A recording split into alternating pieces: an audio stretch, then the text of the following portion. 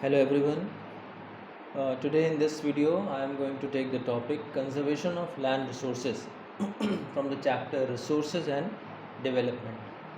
तो इसके पहले लैंड रिसोर्सेज के बारे में हमने स्टडी किया था कि किस किस तरीके से हम लैंड यूटिलाइजेशन करते हैं और किस किस कैटेगरी में हमने उसको बांट रखा है। सबसे पहले तो एग्रीकल्चर है, then urbanisation, industrialisation, infrastructure, road, bridges तो ये सारी एक्टिविटीज़ के लिए हमारे पास जो अवेलेबल लैंड है उसको हम इन तरीके से यूज़ करते हैं। फिर हमने फर्दर कैटेगराइजेशन यूटिलाइजेशन में पढ़ा कि जो एग्रीकल्चर लैंड है उसको फिर हमने डिवाइड किया। फिर उसके बाद जो नॉन कल्टिवेबल लैंड है उसको डिवाइड किया। फैलो लैंड के बारे में बात किया कि किस तरह से कुछ मंथ्स या फिर कुछ ईयर्स के लिए छोड़ा जाता है ताकि फर्टिलिटी दोबारा अपनी वो गेन कर सके लैंड। बट उसको भी ख़त्म करने के लिए हम क्या करते हैं, HYV सीड्स का यूज़ करते हैं, मॉडर्न फार्मिंग मेथड्स का यूज़ करते हैं, फर्टिलाइज़र्स, केमिकल फर्टिलाइज़र्स का यूज़ करते हैं। तो जिससे कि हमको वो जो लैंड एरिया एग्रीकल्चरल लैंड है उसको छोड़ना ना पड़े, यानी कुछ मंथ्स के लिए या कुछ ईयर के लिए उसको छोड़ना हमें ना पड़े। तो नेट सोन एरिया और ग्रॉस सोन एरिया के बारे में हमने पढ़ा। नेक्स्ट हम बात करते हैं कि कंजर्वेशन, लैंड कैसे ख़राब होती है। इंडस्ट्रियल वेस्ट हम इधर उधर जो डंप कर देते हैं, या मेडिकल वेस्ट हैं, या फिर जो डिफॉरेस्टेशन है या ओवरग्रेजिंग है पास्टर लैंड का, वो बहुत ज़्यादा हो रहा है। माइनिंग एक्टिविटीज़ हैं तो उनको कम किया जाना चाहिए। इसकी वजह से क्या हो रहा है, जो हमारा जो लैंड है, ज़मीन है, वो ख़राब होती जा रही है। तो अब उसके स्टेप्स के बारे में हम देखते हैं कि क्या क्या किया जा सकता है टू कंजर्व लैंड रिसोर्सेज। सबसे पहला है एफॉरेस्टेशन। एफॉरेस्टेशन क्या होता है, यानी पेड़ लगाना, यानी नए फॉरेस्ट डेवलप करना।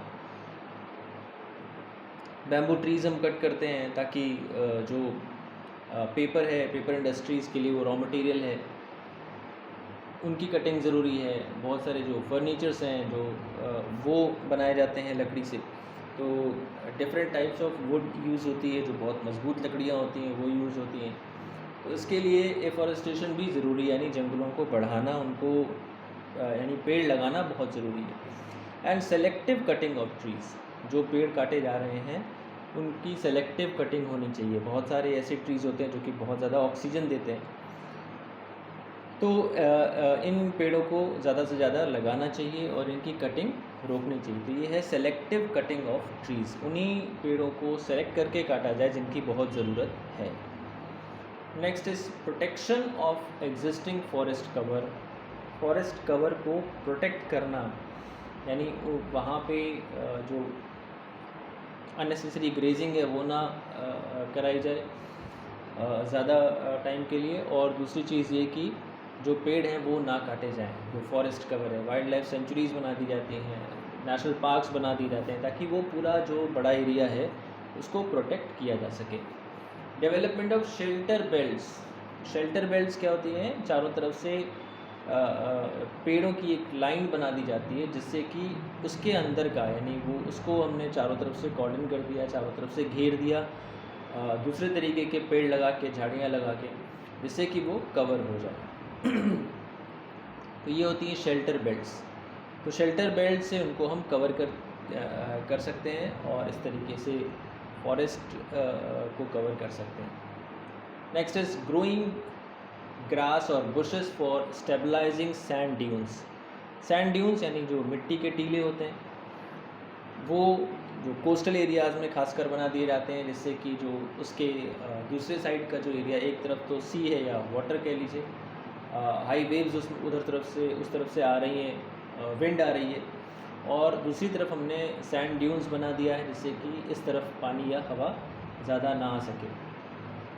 तो सैंड ड्यून्स को प्रोटेक्ट करने के लिए बुशेस या ग्रास वहाँ पे लगा दी जाती है, इस वैरायटी की ग्रास जिसको कि हम सैंड पे उगा सकते हैं। तो ग्रोइंग ग्रास और बुशेस, झाड़ियाँ वहाँ पे लगाई जा सकती हैं, जिससे कि जो सैंड ड्यून्स हैं, जो मिट्टी के जो बालू के जो रेत के जो टीले हैं उनको स्टेबलाइज किया जा सके, वो ढहे ना। काफ़ी ऊंचे ऊंचे ये सैंड ड्यून्स भी बनाए जाते हैं। तो ग्रास और बुशेस को लगा के वहाँ पे हम सैंड ड्यून्स को स्टेबलाइज कर सकते हैं। Over grazing of pasture should be prevented. ठीक है, जो पास्चर है उसकी ओवर ग्रेजिंग हमें रोकनी होगी।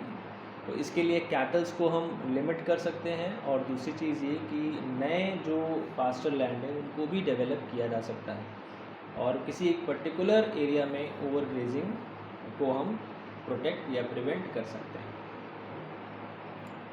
ठीक है, तो ये है over grazing of pasture should be prevented. Next, construction of check dams. Check dams क्या होते हैं? एक तो बड़े डैम्स हैं जो कि हाइडल पावर प्रोजेक्ट्स में आपने पढ़ा है, और उससे छोटे छोटे डैम्स भी बनाए जाते हैं जो कि एक्चुअली वाटर की जो वेलोसिटी है, जो वाटर का फ्लो है, जो उसकी स्पीड है, उसको कम करने के लिए बनाए जाते हैं। तो एक चैनल की तरह बनाए जाते हैं, काफ़ी कम हाइट उसकी होती है, एक तरफ पानी कलेक्ट हो रहा है, दूसरी तरफ वो धीरे, उसका जो फ्लो है वो धीरे हो रहा है, जिससे कि जो इरोजन है, सॉइल इरोजन, वो नहीं हो रहा है, और जो वेलोसिटी है वाटर की उसको कम करना है, इसकी वजह से सॉइल इरोजन भी नहीं हो रहा है। तो ये होते हैं चेक डैम्स। गांव वगैरह में या ऐसे रूरल बेल्ट में भी आपने कई जगह देखा होगा जहाँ पे कि पानी बहुत ज़्यादा नहीं है, बट उसको रोकने के लिए या उसके फ्लो को कम करने के लिए चेक डैम्स हमें दिखाई पड़ते हैं। नेक्स्ट फिर आता है कॉन्टूर फार्मिंग। कॉन्टूर फार्मिंग क्या है? ये एक तरह से स्लोप वाले एरियाज़ में, यानी पहाड़ी एरिया में कॉन्टूर फार्मिंग का हम यूज़ करते हैं। Contour farming is a practice of farming in which plowing is done across a slope following its elevation contour lines। पहाड़ों पे एक घुमावदार लाइनें बना दी जाती हैं, और वो एक तरीके से चैनल का वर्क करते हैं, क्योंकि सरफेस के पैरेलल एक रिंग की तरह आपको दिखेगा, उस तरीके से ये कॉन्टूर यानी लाइंस बना दी जाती हैं, और ये चैनल भी की तरह भी वर्क करती हैं। सॉइल इरोजन को रोकती हैं, पानी जो ऊपर से बह के आ रहा है, यानी रेनफॉल जो हो रहा है, उस वाटर को थोड़ी देर के लिए ये जो कॉन्टूर्स, जो लाइंस हैं, ये रोकती भी हैं, और जिससे कि ये जो वाटर है ये सीप करके अंदर डिपॉजिट होता जाता है। तो एक अच्छा अंदर जो कलेक्शन है पूरे पहाड़ के अंदर, मिट्टी के अंदर जो पूरा कलेक्शन है वाटर का, वो डिपोजिशन वो बढ़ता है, और सॉइल इरोजन भी नहीं होता है। तो पहाड़ी एरिया में कॉन्टूर फार्मिंग का हम यूज़ करते हैं।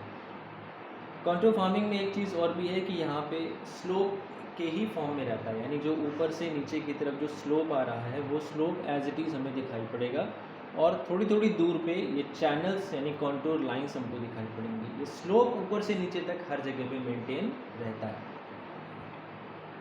तो ये सॉइल इरोजन को रोकता है, और जो वाटर का जो डिपोजिशन है वो बढ़ाता है। स्ट्रिप क्रॉपिंग भी कॉन्टूर फार्मिंग की तरह ही है, बट इसमें जो वाटर का फ्लो है ये आपका नेक्स्ट लेवल पे, यानी जो सॉइल है वो फिल्टर होके आगे वाले स्टेप में जाती रहती है।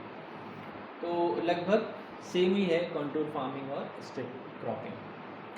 नेक्स्ट आता है crop rotation. But strip cropping का एक चीज़ ये है कि इसको हम ऐसी जगह पे यूज़ करते हैं जहाँ पे कि बहुत लंबा स्लोप देखने को मिल रहा है, या फिर काफ़ी स्टीप है, काफ़ी मतलब खड़ा गहराई में है, तो वहाँ पे हम स्ट्रिप क्रॉपिंग का यूज़ करते हैं।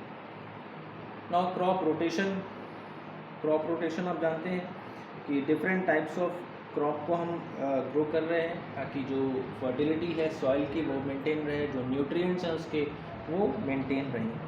Crop rotation is the practice of planting different crops sequentially on the same plot of land to improve soil health, optimize nutrients in the soil and combat pest and weed pressure। ठीक है, तो एक crop से दूसरे crop में फिर जो soil की फर्टिलिटी है वो मेंटेन रहती है, उसके न्यूट्रिएंट्स मेंटेन रहते हैं। डिफरेंट टाइप्स ऑफ जो क्रॉप्स हम लगाते हैं उसको डिफरेंट जो सॉइल का डिफरेंट पार्ट चाहिए होता है, मैग्नीशियम भी है, कॉपर भी है, जिंक भी है, बहुत सारे चीज़ें मिनरल्स हैं सॉइल में। तो हर क्रॉप को अलग अलग मिनरल्स चाहिए होते हैं। तो उस गैपिंग में वो जो सॉइल है वो अपनी फर्टिलिटी इन सारी कंपोजिशन का जो परसेंटेज है उसको रीगेन करने में हेल्प मिलती है। तो ये है क्रॉप रोटेशन। तो क्रॉप रोटेशन से भी हम लैंड रिसोर्सेज को अपने कंजर्व कर सकते हैं, उसको एग्रीकल्चर के लिए हमेशा मेंटेन रख सकते हैं।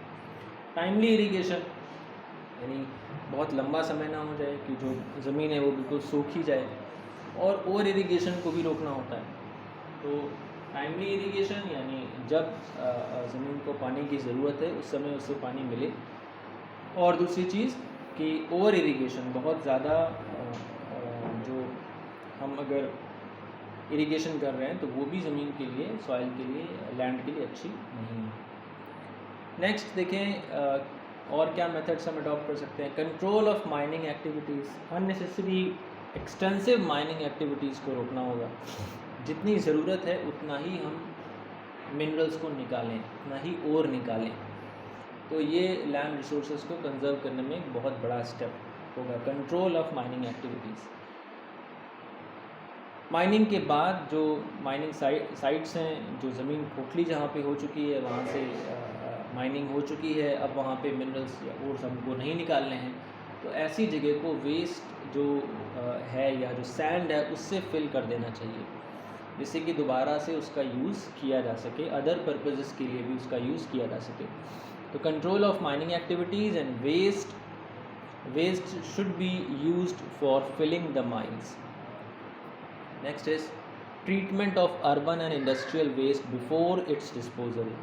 जैसे हम देखते हैं कि जो रिवर वाटर में मिलाने के पहले जो सीवेज वेस्ट है उसका ट्रीटमेंट होता है। बहुत सारी जगह प्लांट्स मिले हैं रिवर को, गंगा एक्शन प्लान आपने सुना होगा। तो उसके लिए पहले उसका प्रॉपर ट्रीटमेंट होता है, देन उसके बाद जो वाटर बचता है जो कि मिलाने लायक है रिवर में, तब उसको मिलाया जाता है।